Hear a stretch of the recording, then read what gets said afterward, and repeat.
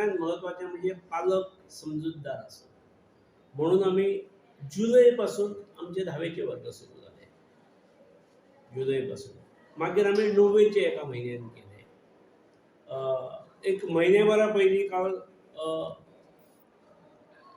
College 3rd year आणि 4th year BSc BEd BA BEd केले. मागीर लगेच एक आठवड्यान 2nd इयरूय केले. आजपासून पूर्ण कॉलेज सुरू जाता. 1st year 2nd year 3rd year आणि 4th इयर आमचे 2 इंटग्रेटेड अभ्यासक्रम आमचे BSc BEd आणि BA BEd 4 इयरचो अभ्यासक्रम होता. त्यामुळे कॉलेज पूर्ण सुरू झाला. आता फुडल्या आठवड्यात 17 ते 18 तारखेच्यान कॉलेज स्कुलां सुरू जाता. हायर सेकंडरीची आमचे 12वी सुरू झाली. आता तांकां पोर्शन बीन कंप्लीट करप आसता.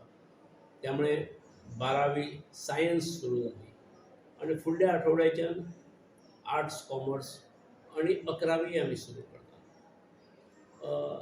स्कुलाच्या बाबतीन 10वी आमची सद्या येता, पूण 8वी 9वी 10वी ही दिपावली नंतर 17-18 तारखेक जेन्ना स्कूल्स रिओपन जाता तेव्हा 8वी पासून येता. 8वी 9वी 10वी येतली आणि 5वी 6वी 7वी ही आमी त्याच 17-18 तारखेच्यान 3 दिसां खातीर आपयतले.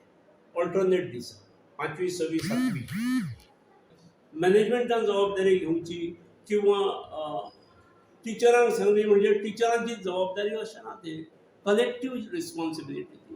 पूण it is very high time now आणि we should go for a school.